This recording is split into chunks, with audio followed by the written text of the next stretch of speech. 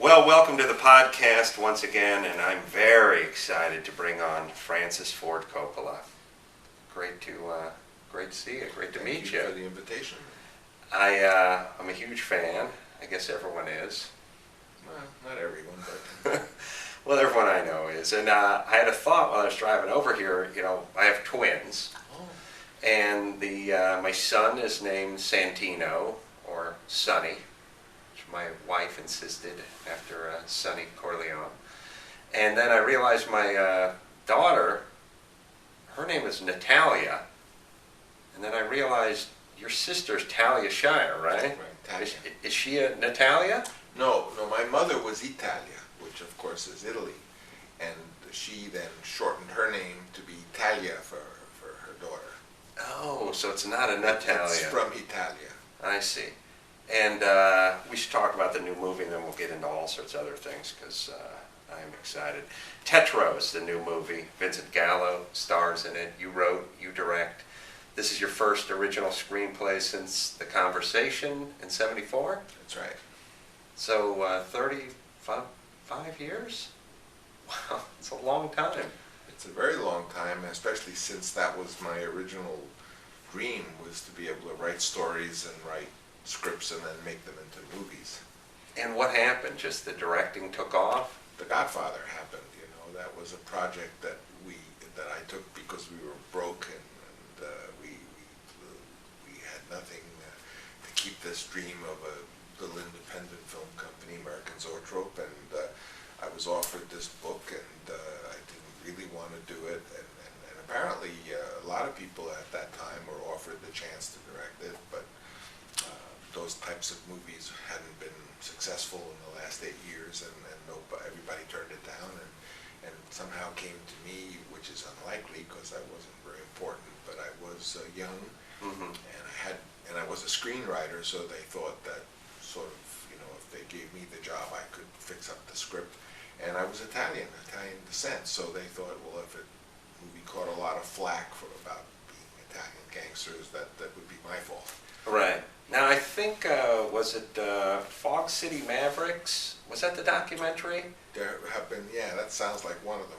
I saw one, I think it was called Fog City Mavericks, it was about a year or two ago. It was a really good documentary. It covered... I think George Lucas was the producer of that. He did a nice job. Yeah. And it sort of told that story of where you guys were at the time. Well, it was George Lucas said, Francis, you gotta... I was a few years older, and I was the only one who had a career as a screenwriter and had some money, and I had all these younger guys, USC film students, and George said, Francis, you got to do this job. We need the money. Just do it. Don't argue with them. Do it the way they want it. Just get done, and then we get on with what we were planning to do. We all wanted to make personal films. I mean, the whole plan artistically, and I guess everyone goes through it, is you want to do your own thing, but who's going to underwrite that? So you have to go out and work for the man, make your money, then bring that back to the nest, and then you get to realize your dream. That's exactly the dream, and that's what it was. And even to the extent after The Godfather, when I did Apocalypse Now, my idea was, well, I'm going to do a big war film. It's going to be like a, big hit. It's going to be like A Bridge Too Far or something, and we're going to take all this money and then we're going to make personal films. Mm-hmm.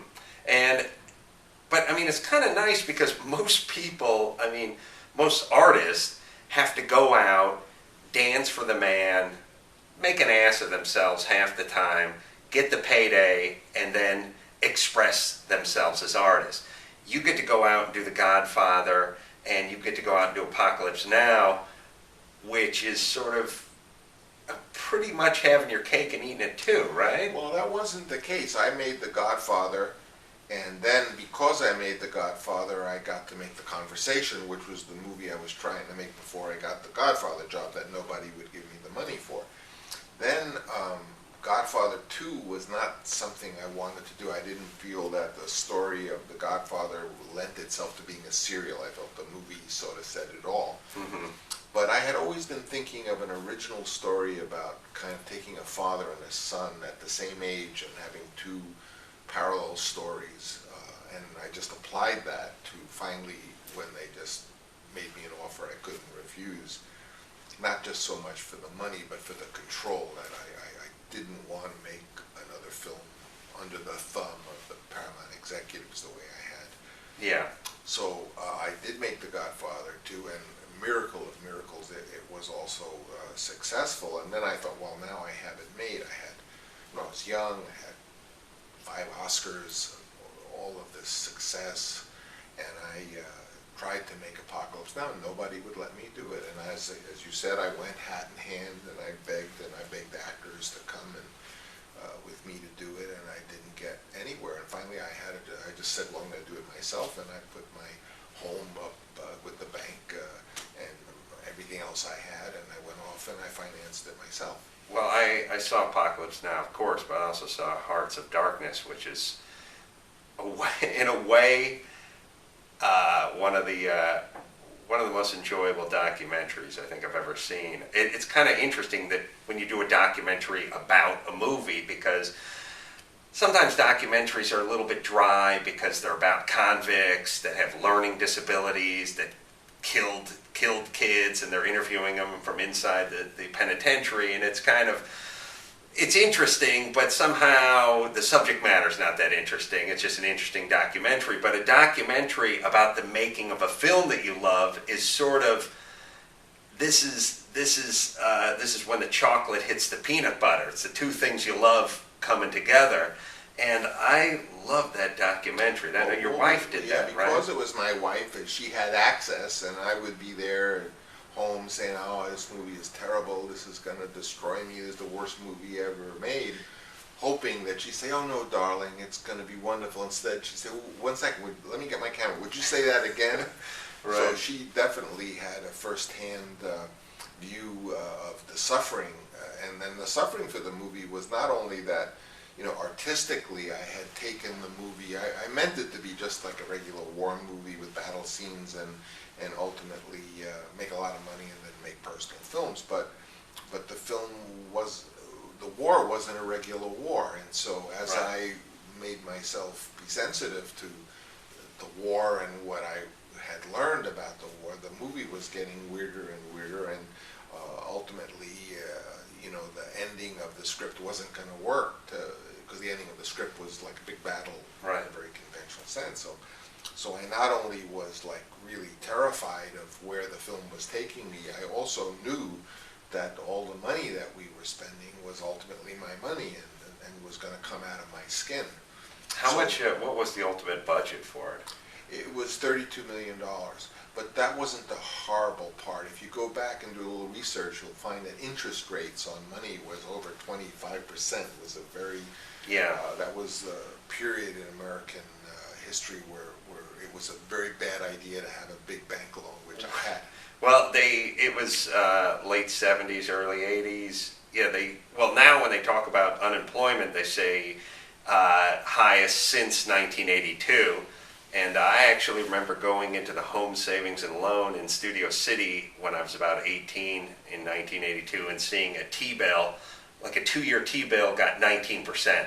Yeah. Which sounds completely and utterly insane now. But there I was with this $30 million debt, but I was just treading water because the payments were just paying the interest, and the movie Right. was weird. We edited the movie and we showed it to some of the distributors we were trying to sell it to, and they just said, "What? This is such a totally crazy movie." And as the movie had taken from the documentary, so the movie had taken much more time it was supposed to, which means it cost much more. And I was in a terrible spot, and I knew that it was my home and it was this beautiful place in Napa that I raised my kids. All that was up at stake, so it was a kind of double hammerlock to be in. It was Right. not only there, I was on a creative pinnacle but I was also in a financial mess. Yeah, so I know, because So that documentary that you enjoy is basically about me suffering. I know, well, that's why I enjoyed it so much. Look, if you're having a good time and you're coming in on time and under budget, it wouldn't have been nearly as compelling as it was. Also, the reports of the film, everyone was having the heydays. Oh, this guy, he's this megalomaniac guy, he's gone crazy out there.